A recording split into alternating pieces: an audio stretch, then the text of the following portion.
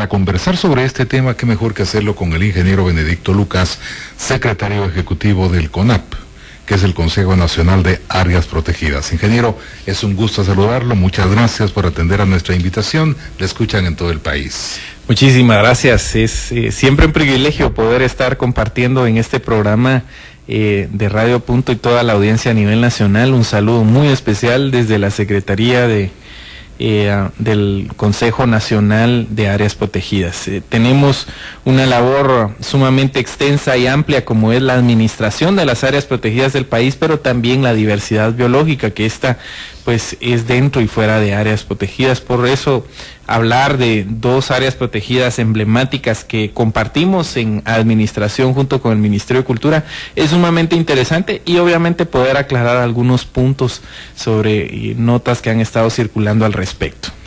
Interesante, ingeniero, que mejor que sea usted precisamente porque según algunos analistas que hemos consultado hubo alguna tergiversación en este tipo de declaraciones que algunos calificaron de un tanto apresuradas por parte de algunos personeros de UNESCO. En este sentido, y para poner en contexto a los oyentes, ¿qué entendemos como áreas protegidas? ¿Qué son las áreas protegidas? Bueno, definitivamente las áreas protegidas en Guatemala son sitios que han sido destinados específicamente a la conservación, uso sostenible, recuperación de alguna especie amenazada en sí. Entonces, cuando nosotros tenemos las áreas protegidas del país, tenemos un patrimonio especial, una delimitación geográfica particular. Según la ley, pues, particularmente son áreas protegidas, incluidas sus respectivas zonas de amortiguamiento, las que tienen por objeto la conservación, el manejo racional y la restauración de la flora silvestre, recursos conexos y sus interacciones naturales y culturales que tengan alta significancia por su función o sus valores genéticos, históricos, escénicos, recreativos, arqueológicos y protectores, de tal manera de preservar el estado natural de las comunidades bióticas de los fenómenos. Estamos hablando entonces de que son áreas definitivamente para la conservación, pero también el uso sostenible. Tenemos diferentes categorías de manejo y ahí es donde se viene toda la variación. Lo que hablaba hace un momento, pues eso es obviamente lo que dice literalmente la ley para ampliamente describir todo esto, pero para eso también hay que entrar un poco a la discusión de las categorías, los tipos de áreas protegidas, ya que es sumamente interesante abordar todo esto dentro de su contexto. Por ejemplo, para todos los guatemaltecos es sabido que nosotros tenemos áreas protegidas con gente que vive alrededor o dentro de las mismas. Son muy pocas las áreas donde no tenemos esta presencia, y por ejemplo puedo mencionar Parque Nacional Mirador Río Azul. Entonces ahí tenemos el ejemplo de un área con bosques pristinos donde no hay presencia particularmente, pero tenemos también la Reserva de la Biosfera Maya, donde tenemos una actividad dentro de la zona de usos múltiples en cuanto a uso sostenible de los recursos naturales a través del modelo concesionario. Interesante, y también está con nosotros la licenciada Magalí Arrecis, ambientalista del Instituto de Problemas Nacionales de la Universidad de San Carlos de Guatemala. Licenciada, qué gusto saludarles, usted como siempre, bienvenida. Muchas gracias, muy buenos días para todos y todas quienes nos escuchan, y aquí pues tratando de aportar un poco al tema que, como ya ustedes anticiparon, pues es un tema que tenemos que discutirlo, pero sobre todo tenemos que actuar para cambiar las cosas para bien. Interesante, sí, nos acompaña precisamente el ingeniero Benedicto Lucas, secretario ejecutivo de CONAP, quien nos ha presentado ya un panorama sobre qué son las áreas protegidas, y específicamente queríamos enfocar en el curso de los siguientes minutos este informe que presenta UNESCO, en el cual se indica que áreas protegidas como Tikal-Petén o Quiriguay-Zabal pueden salir de la lista de sitios considerados patrimonio mundial, y argumenta la UNESCO para tomar para hacer este tipo de declaraciones, que hay una deforestación en zonas de amortiguamiento y un manejo irregular de áreas protegidas. ¿Cuál es la lectura que INUSAC le da a este tipo de apreciaciones de la UNESCO? Bueno, que sinceramente es una alerta mundial que nos hace un llamado de atención como país para que realmente deberíamos de estar prestándole atención a estos temas y por lo menos aportándole un buen financiamiento, recursos humanos y técnico para que allá en el campo los guardarrecursos, por ejemplo, y los encargados de los sitios arqueológicos puedan hacer de la mejor manera su trabajo.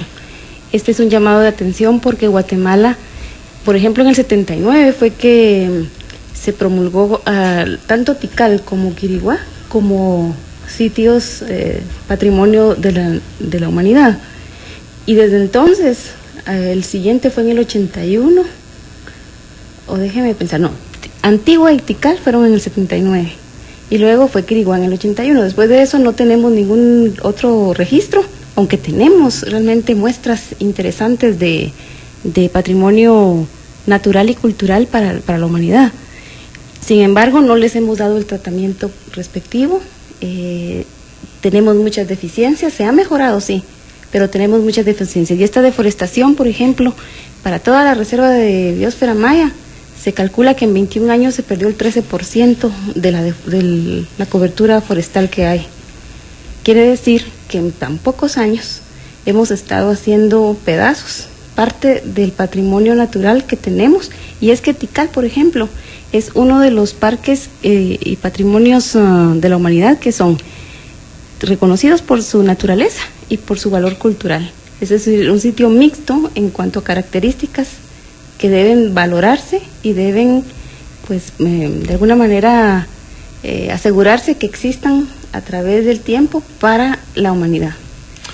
Ingeniero Lucas, en el tema que presenta precisamente a la UNESCO sobre deforestación en zonas de amortiguamiento, ¿coincide usted con esto o hay algún punto de vista que no sea coincidente? Sí, definitivamente nosotros revisamos bien la información al respecto, y primero pues no fue un informe, fue una entrevista de pasillo que se dio dentro del contexto de un congreso mesoamericano de parques, y pues una persona de la UNESCO pues dio algunas declaraciones, pero el contexto fue un tema de deforestación en áreas protegidas que pudiera afectar el tema de los parques nacionales, particularmente en Guatemala. Entonces, entendemos de que esto fue contextualizado de esa manera y también no corresponde a ningún informe, no tenemos a la vista ningún informe de este tipo.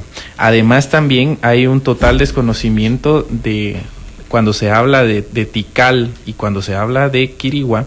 Nosotros entendemos que dentro de los límites del Parque Nacional Tikal, por ejemplo, hay cero deforestación. Está ubicado dentro de la Reserva de la Biosfera Maya. La Reserva de la Biosfera Maya, a su vez, tiene una zona de amortiguamiento que en determinado momento se ha visto afectada.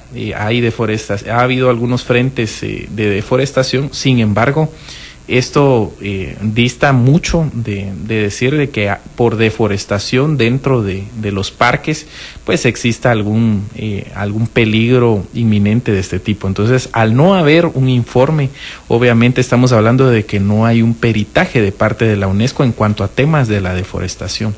Por supuesto, también UNESCO ve otros temas, particularmente como protección de los vestigios arqueológicos y otra serie de elementos. Entonces, ya cuando nosotros observáramos un informe de este tipo ya más formal, pues ya podríamos tener mayores elementos. Entonces, particularmente hablando de una entrevista donde se hace ese tipo de comentarios, nosotros lo tomamos como tal. No hay un tema donde podríamos alarmarnos en cuanto a deforestación dentro del Parque Nacional Tikal o deforestación dentro de Quiriguá, que son los patrimonios.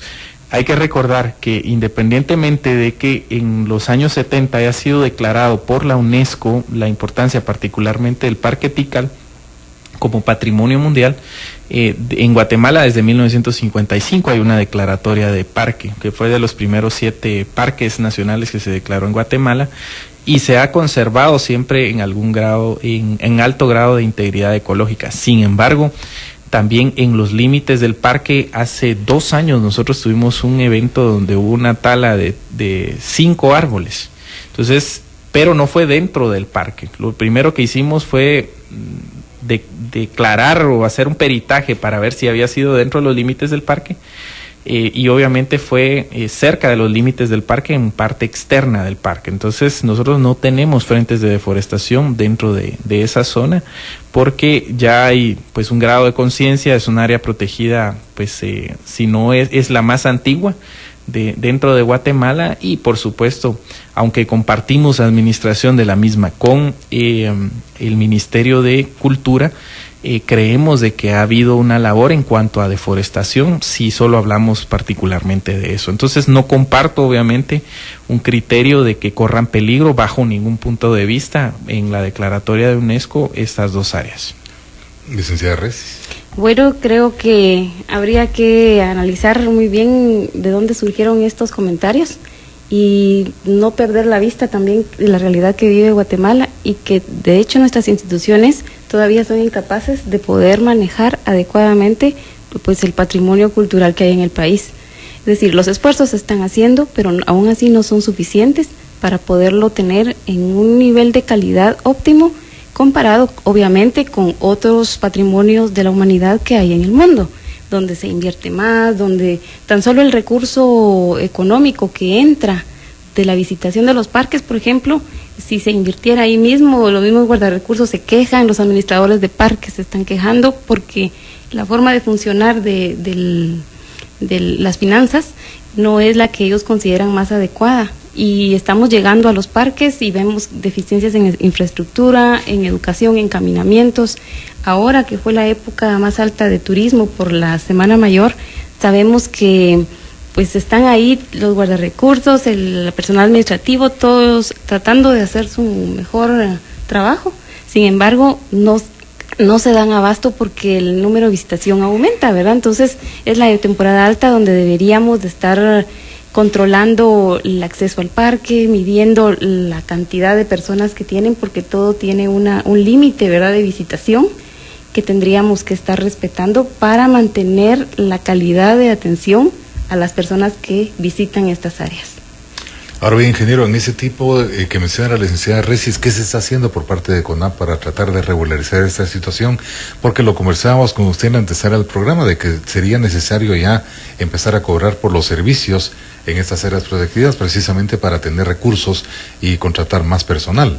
Mire, la sostenibilidad financiera es un reto que ha tenido realmente el sistema guatemalteco de áreas protegidas históricamente, y es algo que se están haciendo esfuerzos interesantes. Por ejemplo, el Parque Mirador, hasta la fecha nadie paga su entrada, y nosotros pues ya tenemos todo un protocolo de cobros a los accesos y todo.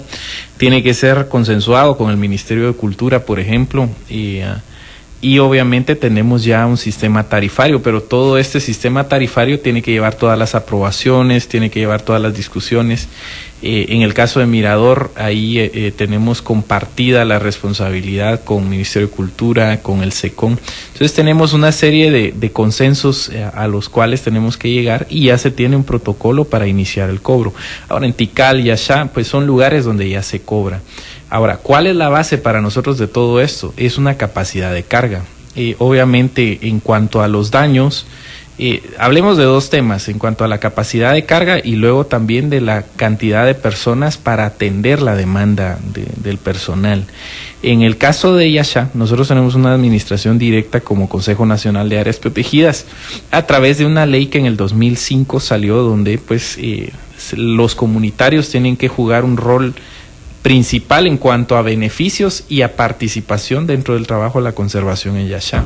Entonces, en esta área tenemos una capacidad de carga de 1.500 personas. Esta capacidad nunca ha llegado hasta ese límite. Llegó al 50% de este límite para las actividades del Bactú, y pues no hubo ningún problema en cuanto a atención al personal. Entendemos de que Tikal es un área protegida que tiene una capacidad de carga, no recuerdo bien si es 2.500 a 2.700 personas. Sin embargo, pues para el Bactún pues hubo un problema por ahí que donde sí se sobrepasó la capacidad de la carga. Sin embargo, en temporadas normales, estamos hablando de una sola fecha, en temporadas normales hay personal suficiente, porque son áreas de visitación extrema. El problema se da en áreas protegidas donde o no está previsto el cobro, no hay una preparación adecuada, o no hay suficiente personal aunque esté previsto el cobro. Tenemos algunas áreas dentro del país, pero va a depender de la dinámica del mismo. Yo me enfocaría en comentar de que particularmente nosotros, cuando hablamos de sostenibilidad financiera de áreas protegidas, estamos hablando de que sí las áreas debieran ser más visitadas por los guatemaltecos. Pero aquí vienen otros elementos. Las visitamos por turismo, es un turismo común, es un turismo blando, como lo hemos llamado nosotros, donde realmente la gente llega, hace esparcimiento, toma unas fotos, o realmente nosotros llegamos a ser parte del saqueo. Hablábamos antes de empezar el programa, donde la gente se quiere traer su orquídea, la gente se quiere traer su lorito, la gente se quiere traer su... O sea, esa cultura nos está haciendo pedazos a nosotros. Entonces, independientemente, nosotros no ocultamos bajo ningún punto de vista de que ha habido una debilidad del Estado históricamente para tratar y abordar todos estos temas. Es una lucha cada año ver las mejoras presupuestarias, que hasta el año pasado se hizo un esfuerzo legítimo y real donde logramos aumentarle, por ejemplo, el salario a los guardarrecursos y también mejorarle sus condiciones en el campo, que es donde debe haber el impacto.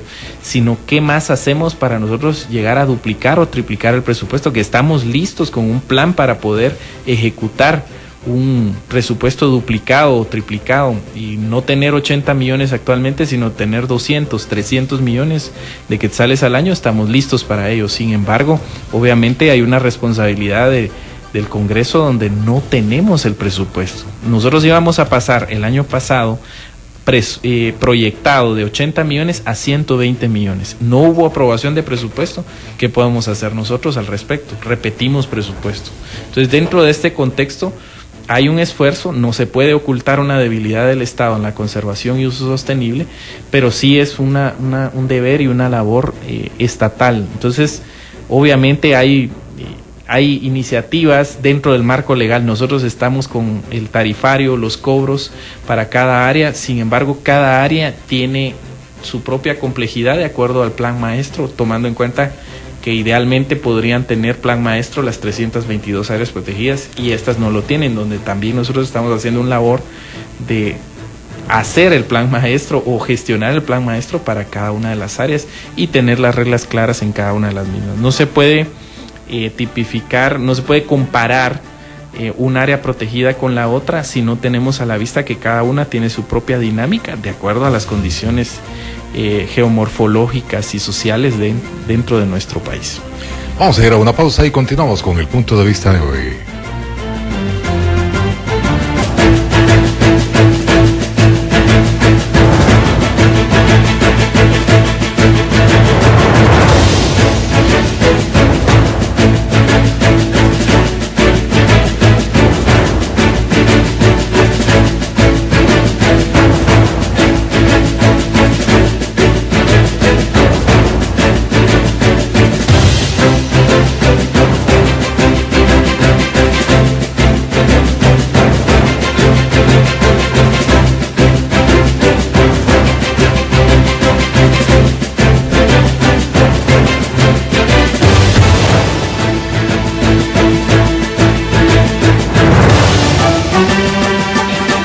Vamos a continuar con el punto de vista de hoy. Patrimonio mundial amenazado por deforestación en Guatemala, según informe de la UNESCO. Nos acompaña la licenciada Magalí Arrecis, ambientalista del INUSAC, Instituto de Problemas Nacionales de la Universidad de San Carlos de Guatemala, el licenciado Benedicto Lucas, secretario ejecutivo de CONAP. Licenciada Arrecis, es importante lo que nos indica el ingeniero Lucas en relación a lo que se está haciendo en el centro Tikal, por ejemplo, en el centro de Quiriguá y Zabal. Pero, sin embargo, las cifras que ustedes presentan en INUSAP sobre deforestación en estas áreas, específicamente en Tikal, que se considera un pulmón para la humanidad, son diametralmente opuestas. Las cantidades que se dan de deforestación se dan para la reserva de biosfera, que es en general todo el norte de Petén, la mitad de Petén, que está al norte. Y entonces esas son las cifras. Obviamente hay una zona de amortiguamiento que rodea al Parque Nacional Tikal, que seguramente tiene ya muchas amenazas porque hay muchas actividades de ganadería en esa área ya y de agricultura. Los incendios forestales que siempre van a estar presentes, ¿verdad? Sobre todo en esta época seca. Y cabe mencionar que hay una presión muy grande sobre estos ecosistemas porque es donde todavía se encuentra la cobertura forestal del país y que, por ejemplo, para el área de Quiriguá, pues está rodeada de fincas bananeras, ¿verdad? Entonces ese es otro contexto. donde obviamente hubo intervención de la empresa privada y gracias a eso, pues podríamos decir, se encaminó por una vía distinta a la que pudieron haber tenido otros destinos tan valiosos como Quiriguá, y que de alguna manera están dando al país una oportunidad de actividades económicas sostenibles a las cuales el país debería de estarle apostando. Estratégicamente Guatemala, y vemos que es tan pequeñita, que tiene recursos naturales, pero que están ubicados en lugares donde ya vive gente y donde difícilmente le vamos a ir a quitar los espacios para vivir y sobrevivir y realizar sus actividades diarias, ¿verdad? Entonces, tendríamos que estar apostándole justo a estas joyas que tenemos, que son Tikal, Petén, Antigua Guatemala, el lago de Atitlán y otras áreas naturales, de las tantas, más de 300 áreas protegidas que ya tenemos y en las cuales deberíamos de estarle apostando, porque esa es una medida estratégica que si realmente la tomáramos ahora, dentro de 20 años estaríamos viendo las diferencias. Ingeniero Lucas. Claro que sí. En el caso de la Reserva de la Biosfera Maya, nosotros tenemos, y como bien lo decía la licenciada al principio, pues se ha perdido la cobertura en un 21% del área. Lo que nosotros lo planteamos es después de 24 años de haberse creado la Reserva de Biosfera Maya, nosotros tenemos integridad ecológica dentro de un 79% del territorio. Obviamente hay un modelo concesionario, hay una acertada decisión de Estado en declarar concesiones comunitarias particularmente, que hacen uso sostenible de los recursos naturales y protegen casi como un escudo a zonas pristinas como Mirador, Parque Nacional Mirador, pero también obviamente hay decisiones muy complejas en cuanto al manejo y por qué hemos perdido un 21% en el territorio, particularmente la Laguna del Tigre. Entonces tenemos un área como la Laguna del Tigre, que es un humedal Ramsar que ha llevado severos daños. ¿Cómo abordar todos estos temas? Y obviamente la gente dice, bueno, ya todos los esfuerzos se han ido por la borda en cuanto a la conservación de la Laguna del Tigre. Nosotros tenemos actividades fuertes en el Parque Nacional Laguna del Tigre, donde tenemos un diálogo permanente con comunidades y tenemos en proceso algunas firmas de convenios de conservación con algunas de las comunidades. Obviamente no es lo ideal, pero nosotros tenemos que ponernos de acuerdo también como país con las comunidades. Y pues qué bueno que mencionó la licenciada Recis el tema de las comunidades. Nosotros hemos considerado que los mejores socios de la conservación son las comunidades.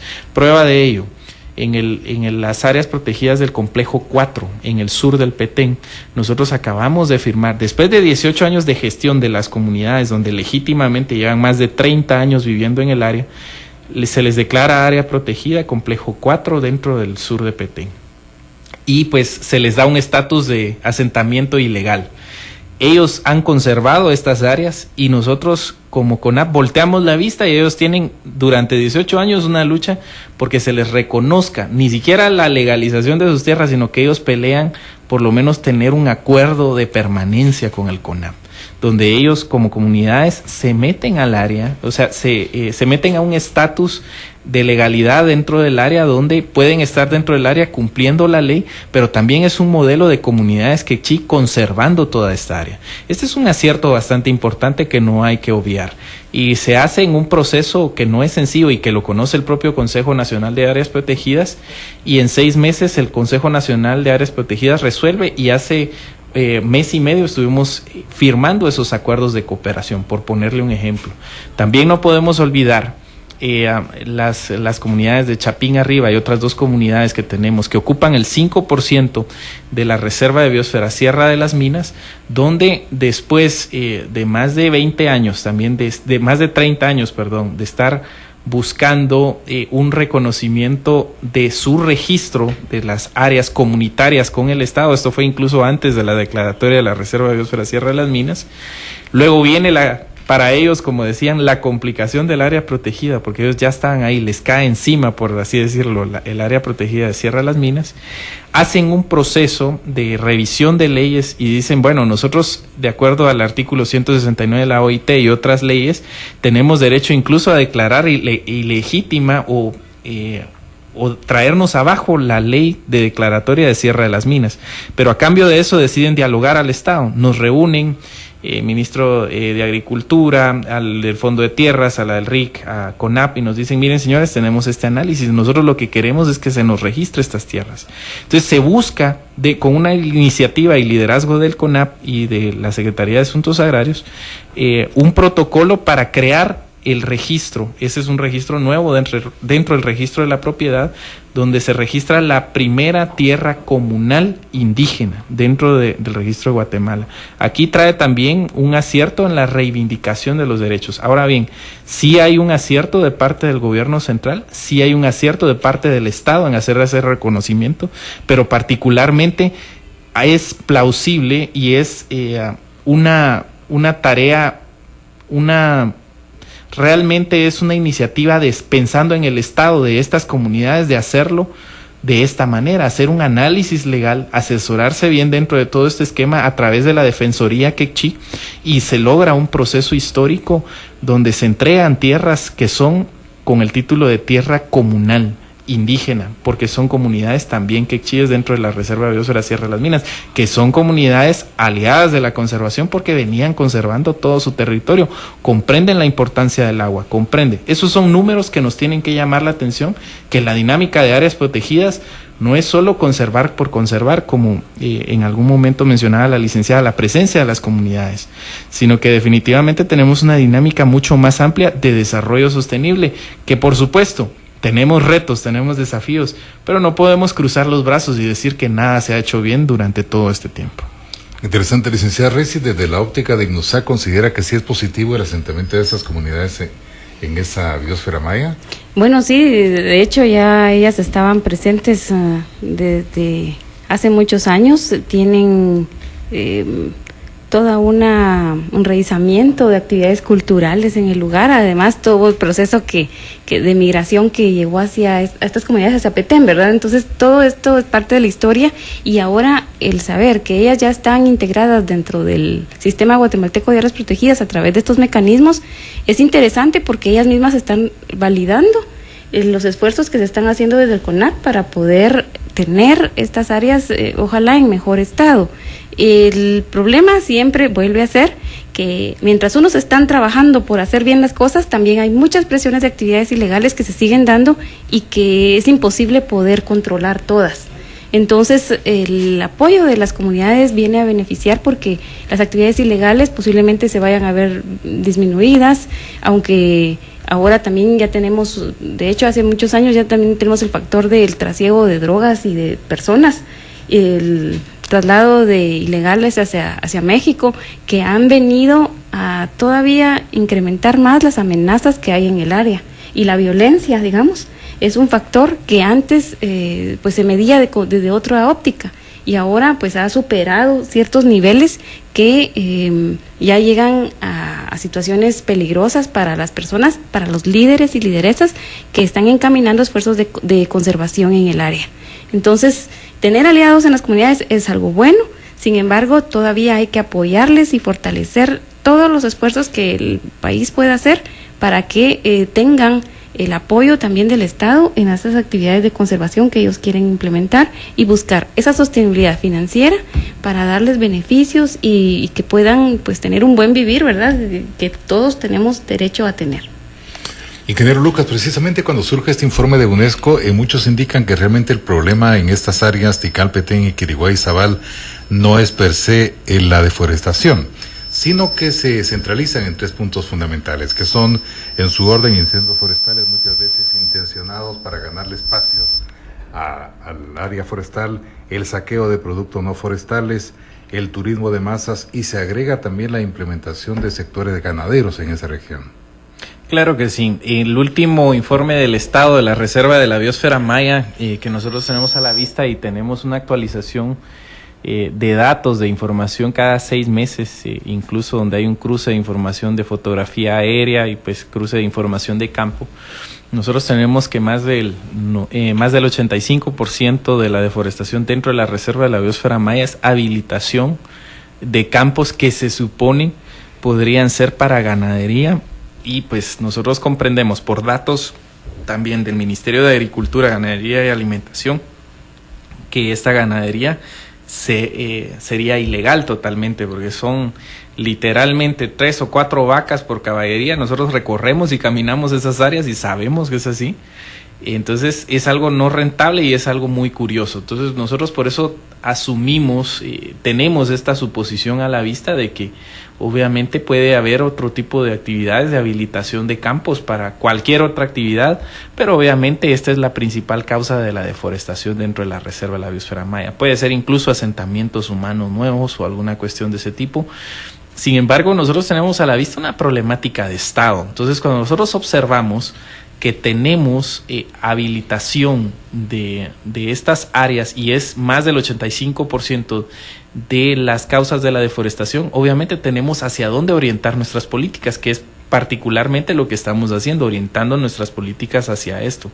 ¿Por qué razón? Porque hemos encontrado que hay una dinámica que, aunque actualmente tenemos más de 1,000 personas entre guardarrecursos y otras personas de otras instituciones del Estado con presencia dentro de la Reserva de la Biosfera Maya, y hemos logrado ir frenando la deforestación, pero de forma poco significativa comparado para esas tasas de deforestación que tenemos dentro de la reserva, tenemos mucha tarea por delante. Sin embargo, teniendo ubicadas e identificadas las causas de la deforestación, tenemos gran parte de la solución. Y si nosotros no apuntáramos hacia esa problemática que tenemos dentro de ese territorio, pues estaríamos utilizando en vano la buena y oportuna información que hemos tenido al respecto. Entonces, sí hay una tarea, obviamente, pero recordemos que también somos de los países del Istmo que están siendo afectados por un flagelo a nivel global que trae muchos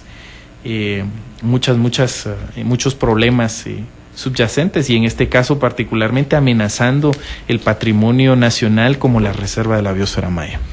Ahora bien, ingeniero, en informes internacionales de organismos encargados del estudio de la seguridad regional se habla sobre cómo el narcotráfico podría haber cooptado estas áreas de reserva en el caso de Tikal-Petén.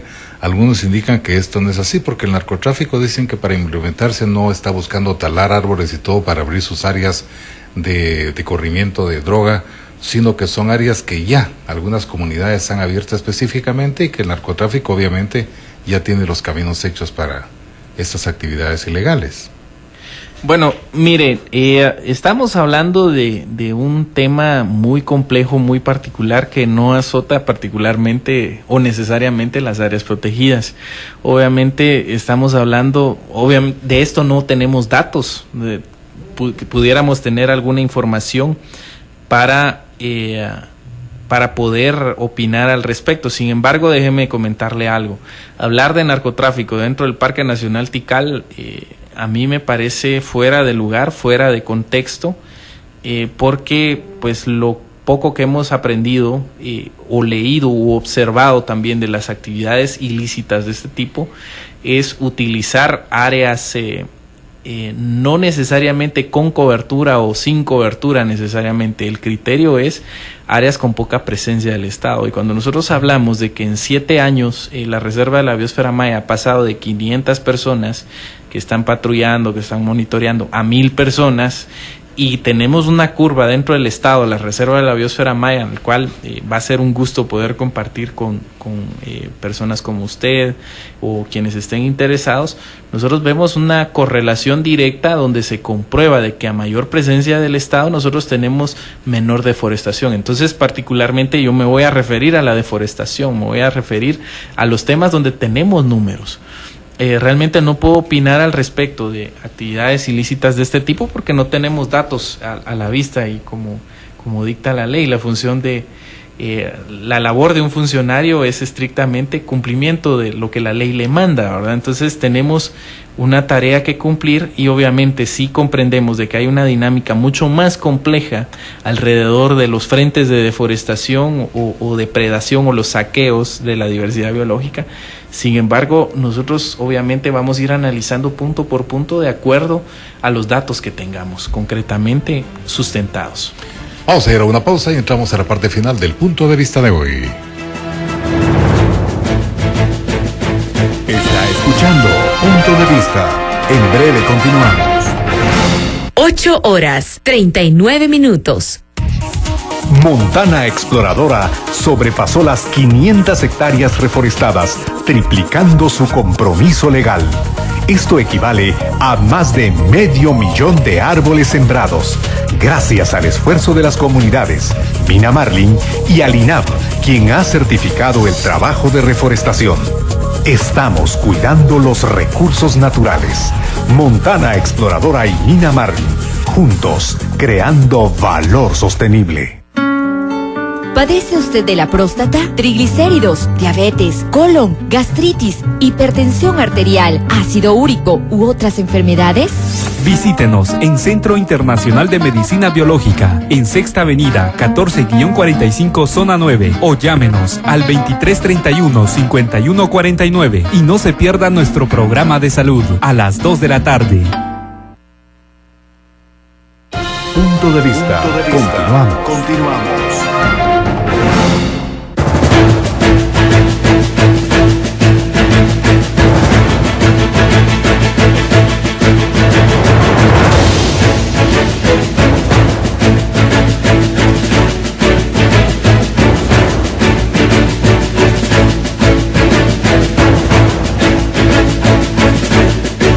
Entramos a la parte final del punto de vista de hoy. Estamos conversando sobre el informe de UNESCO que indica que Tikal, Petén y Quiriguá-Izabal podrían perder o salir de la categoría de sitios considerados patrimonio mundial a raíz de la amenaza de la deforestación. Nos acompaña la licenciada Magalia Resis, ambientalista del IMNUSAC, y el ingeniero Benedicto Lucas, secretario ejecutivo de CONAP.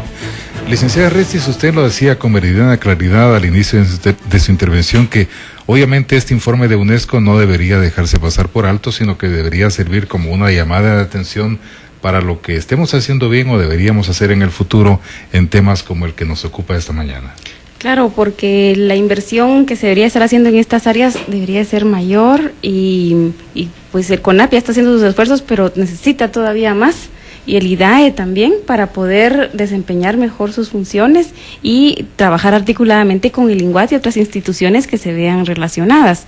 Esto, pues, poco a poco se ha ido logrando, se ha ido mejorando, pero podemos ir todavía a mejor, porque obviamente hay otras áreas que son patrimonio de la humanidad, que sí están teniendo estos beneficios por parte de sus gobiernos, y entonces ahí es donde nos comparan posiblemente con las malas prácticas que estamos teniendo acá, comparados con otros lugares donde han estado realmente aportando. Tan solo yendo a Copán se ve una diferencia muy grande y muy marcada por la forma de atender al turista, por los accesos. Hay una dinámica distinta a la que se está manejando aquí con Tikal, por ejemplo. Y allá es otro ejemplo muy maravilloso que habría que motivar e incentivar a la gente que visite, pero que también se haga con ciertas normas y con ciertos criterios que deberíamos de tener como guatemaltecos y guatemaltecas, porque ya el ingeniero Lucas lo mencionó, el hecho de querer llevarse la orquídea, llevarse la plantita, llevarse el lorito o conseguir el lorito en las jaulas, porque eso no se ve comúnmente, pero sí se da un trasiego de fauna que está amenazando seriamente la integridad del ecosistema y que tarde o temprano está llegando y haciendo presión sobre estos parques, o al menos el área de visitación que se tiene, porque los parques son mucho más que eso. En la zona recreativa sí suele ser, y turística suele ser un porcentaje nada más de lo que representa todos los parques. En el caso de Tikal. Quiriguá, pues es otro asunto, ¿verdad? Como está en medio de las fincas bananeras, pero lo que sí es necesario es que no solamente las instituciones estén trabajando, sino que también quienes visitamos las áreas colaboremos y que desde ya digamos, bueno, digámosle no a tener el lorito en la casa, ¿verdad? Así, porque no sabemos de dónde viene, si es del sur, si es del norte, eso no se sabe. Y toda la cadena que esto conlleva. Obviamente hay quienes argumentan que esto favorece a que la gente esté teniendo insumos y beneficiándose económicamente porque viven en medio de la pobreza, pero realmente es un boomerang que les está llegando porque ellos mismos están depredando, vendiendo, ganando algunos recursos muy limitados, pero que después la deforestación y la presión que se está dando en sus sitios está aumentando porque ellos están haciendo como una pequeña herida que poco a poco se va haciendo más grande y que va minando todas las áreas protegidas y no digamos los parques nacionales, que deberían de ser realmente, como ya dije, nuestras joyas para conservar y aprovechar sosteniblemente. Ingeniero Lucas. Claro que sí, miren, definitivamente el mensaje de la licenciada es sumamente oportuno, porque esta es tercera o cuarta vez que puedo visitar esta cabina y pues siempre hemos mencionado el mismo tema. ¿Qué tanta fauna silvestre tenemos en las calles en un trasiego ilegal? Ahora pues ya con tanto operativo, pues ya más bajo de agua, como nosotros mismos decimos, donde la gente está vendiendo, y cuántos loritos hay en las casas.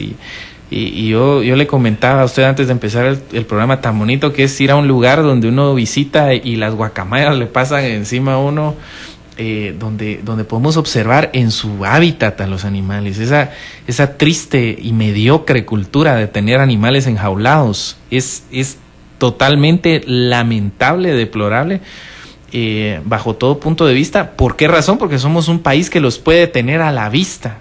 Podemos ir solo a un área protegida y empezar a observar esta naturaleza, esta fauna, esta flora, y que al final de cuentas nosotros, quiero tener un pedacito de tical en mi casa y ¡tas!, me llevo un pedazo de grada. Eso es una triste realidad que nosotros hemos escuchado.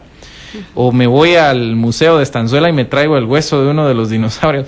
Eso está comprobado que se ha hecho. Entonces, hablando un poco del contexto cultural, pero volviendo a las áreas protegidas, volviendo a la diversidad biológica, eso aplica dentro de todo esto.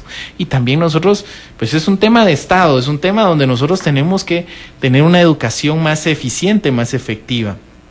El CONAP hace unos años también hizo una labor muy interesante, donde hizo un convenio con el Ministerio de Educación, donde incluyó dentro del currículum base pues el tema de las áreas protegidas, el tema de la diversidad, el tema de biodiversidad y conservación. Entonces estamos hablando de cosas que son muy oportunas y adecuadas, pero por supuesto es una labor de Estado, y nosotros siempre lo hemos dicho, el CONAP, el IDAE, todas las instituciones que administran o coadministran necesitan más recursos, y obviamente también hay una labor de parte nuestra de buscar cada vez más los mecanismos de sostenibilidad financiera de cada uno de estos territorios. No todas las áreas protegidas están diseñadas para ser autosostenibles, porque fue una decisión de Estado declarar ciertas áreas protegidas a través de un subsidio. ¿Por qué razón?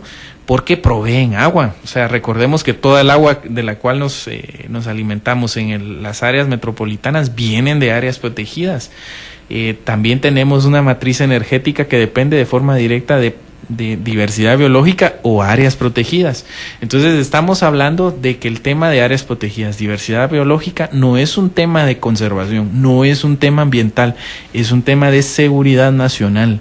Por lo cual también nosotros tenemos que poner atención a cuáles son los números que perdemos, cuál es el presupuesto que vamos perdiendo anualmente en cuanto a desastres naturales, tomando en cuenta que las zonas más resilientes ante todos estos efectos son las áreas protegidas.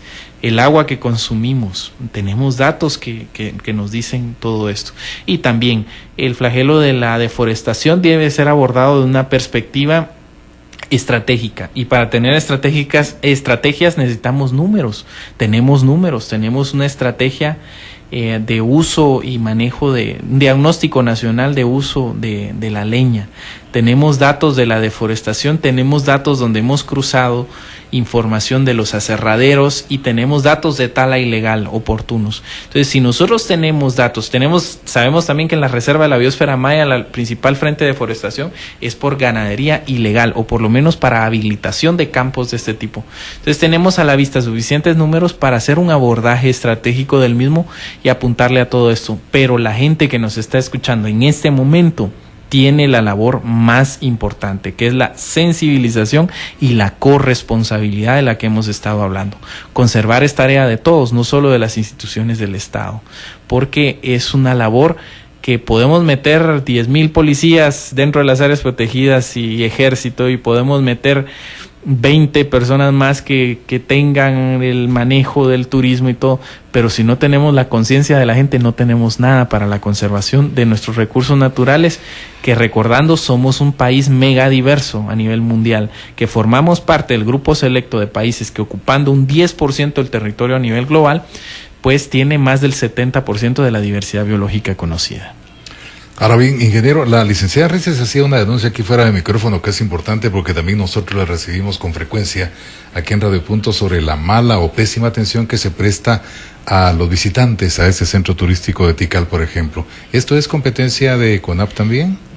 Esto es competencia no por librar responsabilidades, porque sí tenemos una responsabilidad como ente administrador de las áreas protegidas. Sin embargo, recordemos que tenemos una figura de administradores y coadministradores de las áreas.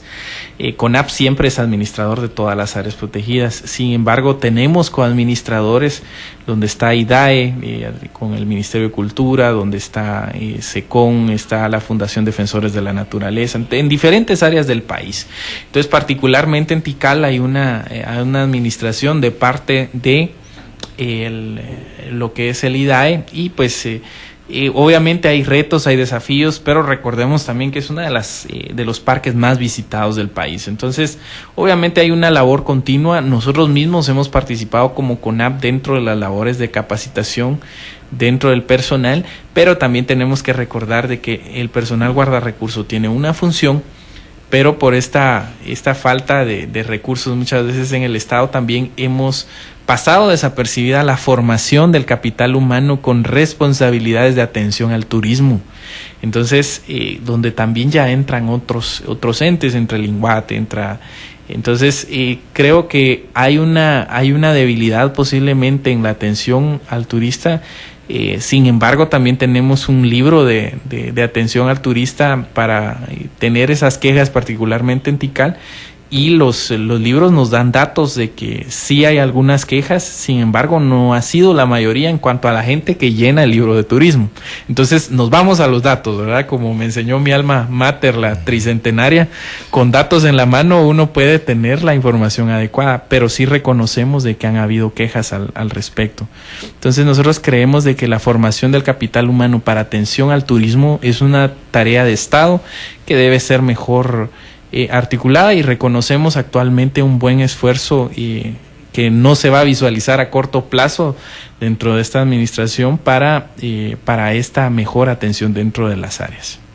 Licenciada Recis, dentro de los retos y desafíos, el ingeniero Lucas tiene que salir en este momento porque tiene un compromiso previo que había adquirido, nos había indicado que iba a compartir algunos minutos únicamente de este programa. Ingeniero, muchas gracias. Gracias a ustedes y a la audiencia y a la licenciada Recis por compartir este espacio tan valioso. A usted las gracias por su presencia. El licenciada Recis, dentro de los retos y desafíos que conlleva la protección de nuestras áreas protegidas, ¿considera usted que también es importante nueva legislación para mejorar la protección y conservación de estos lugares? Bueno, creo que habría que evaluarlo, licenciado, porque muchas veces hacer cosas nuevas, si no hemos puesto en práctica lo que ya hay en su totalidad, es difícil mencionar si se debería o no hacer cambios. Creo que sí hay cosas que se han desactualizado, ¿verdad? Y que sería necesario mejorar, pero también hay cosas que nunca se han implementado. Entonces, debería hacerse una revisión primero de lo que se ha hecho en función de las normativas que ya existen, y a partir de eso, pues poder, de hecho ya hay un diagnóstico de vacíos en áreas protegidas y de requerimientos que hay para poder mejorar la administración de las áreas, y sobre esa línea habría que apuntarle para ir mejorando la gestión de las áreas protegidas. Que vea, licenciada, la bendición que tenemos en Guatemala de tanta área protegida, porque indicaba el ingeniero Lucas que son 322, y dentro de estas, pues hoy enfocamos lo que es Tikal, Petén y Quiriguá y Zabal, pero también se mencionan algunas que son poco conocidas para la generalidad de guatemaltecos, y ustedes obviamente como MINUSAC tienen un estudio sobre esto, y es lo que se conoce como el Trifinio Montecristo Fraternidad y la Sierra de las Minas, que de una manera pues muy rápida la mencionó el ingeniero Lucas. Sí, estas corresponden a las reservas de biosfera, que realmente son interesantes porque acumulan en su territorio una alta biodiversidad y que por eso tienen esta denominación. Entonces, la Reserva de Biosfera Maya, Trifinio y Sierra de las Minas tienen características únicas en el mundo y que por lo mismo deberían de estarse conservando con mayor importancia, ¿verdad? Y relevancia que tienen. Me parece que en el caso de Tikal, por ejemplo, ha habido más inversión porque obviamente hay un parque arqueológico que atrae a los turistas y que por lo tanto hay ingresos económicos. En el caso de Sierra de las Minas y Trifinio, pues son áreas que únicamente tienen valor natural reconocido, porque sí hay valor cultural, pero que todavía no ha sido reconocido y que de alguna manera podría estarse aprovechando. Recuerdo que en Montecristo, por ejemplo, como es un área trinacional, que es otra cosa, es otra característica, que buena y mala, dependiendo de si nos ponemos o no de acuerdo para hacer bien las cosas entre los tres países. Entonces, me recuerdo que en Monterrico en Trifinio, hay un área que es la Casco de la Finca, digamos, del lado de El Salvador, donde culturalmente es un atractivo que se puede manejar perfectamente y que puede atraer visitantes para poder tener algunos ingresos. Y es que, aunque como decía el ingeniero Lucas, no todas las áreas van a tener la posibilidad de tener ingresos por la visitación, pero sí tenemos que pensar que es necesario tener algún tipo de sostenibilidad financiera que de alguna manera nos garantice un poco la administración y manejo del área. Interesante. Generalmente cuando hablamos de Tikal únicamente lo ubicamos por las ruinas mayas que existen ahí. Sin embargo, desconocemos el enorme potencial que se tiene en aspectos como flora y fauna. Estaba leyendo un informe que habla sobre un término que mejor que sea usted la experta que nos explique sobre que la importancia radica en que es un bosque antropogénico. Bueno, sí, esto se refiere a que tiene ya actividad humana que lo modificó.